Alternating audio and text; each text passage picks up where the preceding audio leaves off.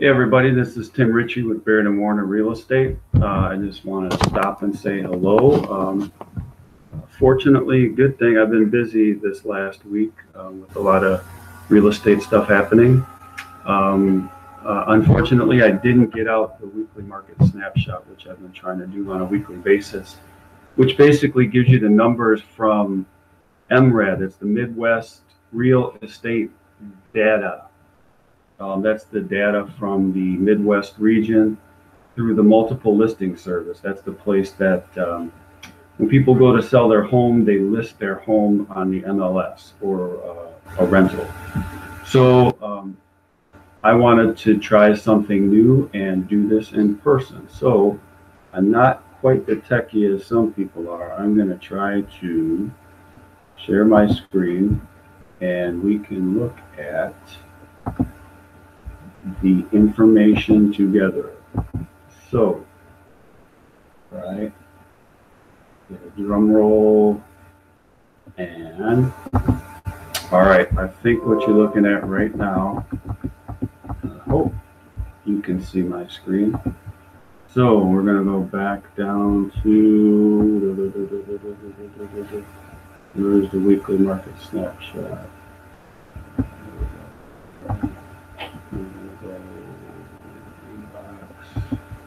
That's okay. I just can't seem to find it. I'm going to go down. Where's MRED for the week? There it is.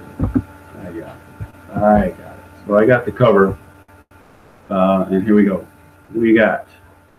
Here's the little blurb that they send with each one. Monthly annual gains seen in number of homes under contract. MRED's weekly market snapshot shows continued strengthening of the residential market is gauged by the number of homes under contract. The report, which looks at all of MRED's markets, shows a 3% weekly gain in contracts and a whopping 59% gain when the week ending July 20 is compared on an annual basis. Other findings are closed sales increased 22.6% over the previous week, posting strong numbers coming out of the initial stages of the COVID crisis. Closed sales are just 5% off the 2019 numbers. The median price leaped 6.5% for the week, showing consumer interest driven in part by attractive finance rates, which I've heard of rates below 3%, which is pretty phenomenal. So we're going to jump right over now to the actual snapshot. And here we go. We're going to go to the numbers, look at the charts.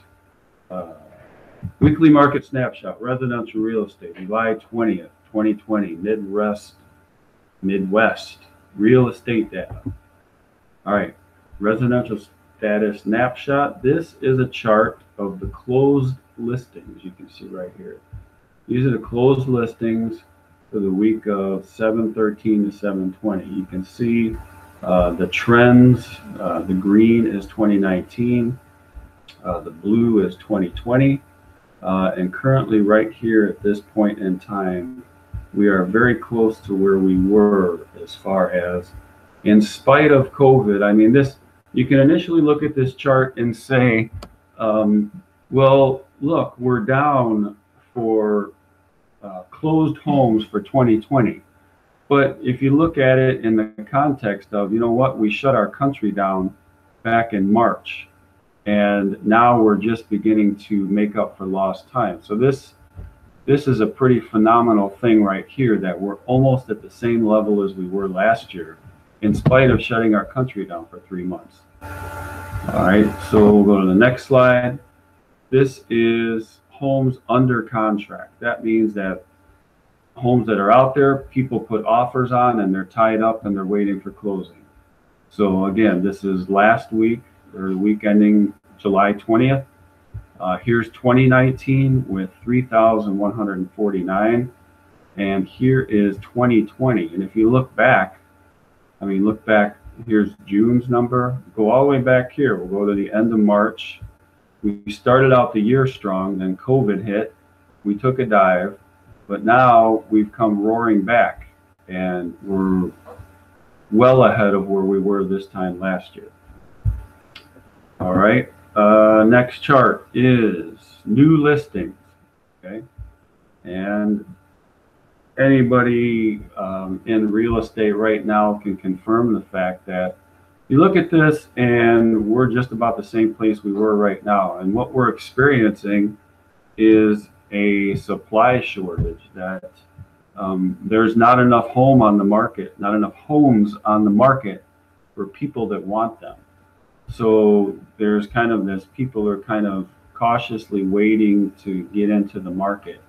So again, this is a strong number in the context of the whole COVID situation.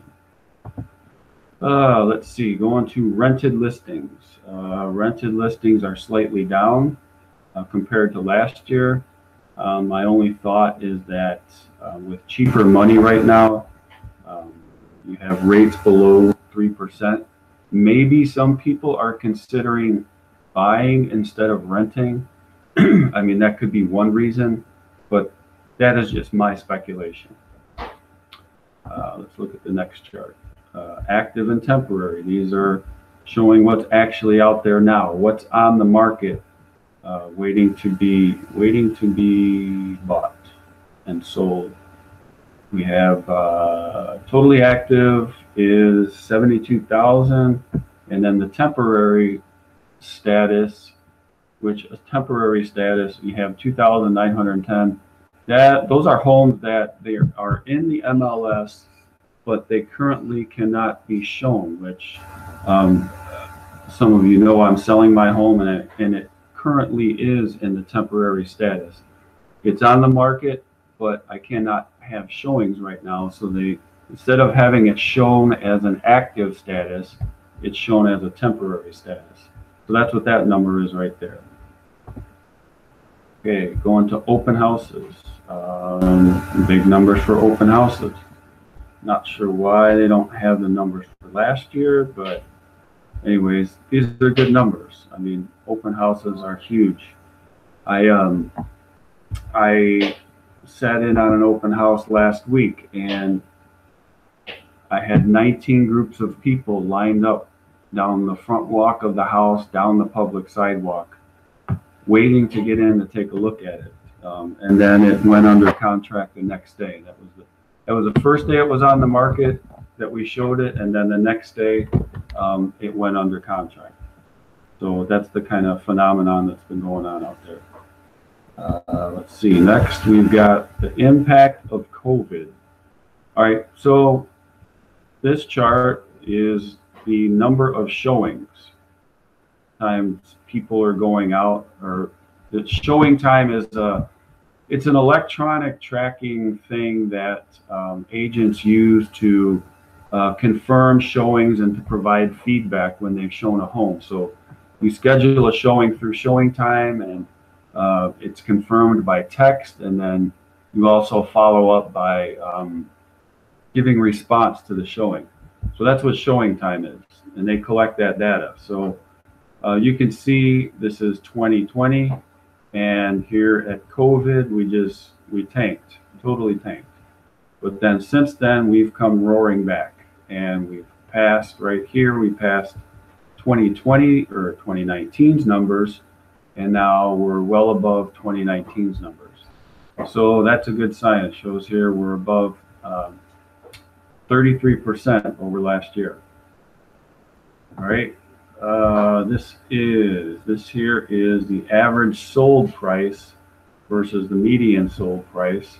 And you can see this light yellow line here is the average sold price has climbed above the, I don't know if I'm saying that correctly. I'm kind of not doing that. This light yellow line is the 2020 average sold price.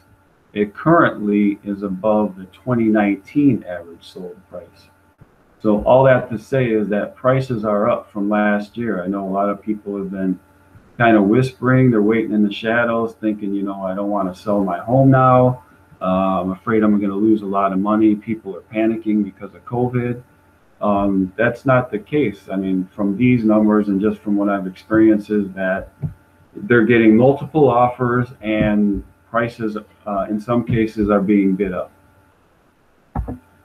And this final chart here is the rental data, the average rental price, and somewhat insignificant. I mean, we saw a dip here in this is 2020, yeah, 2020 price.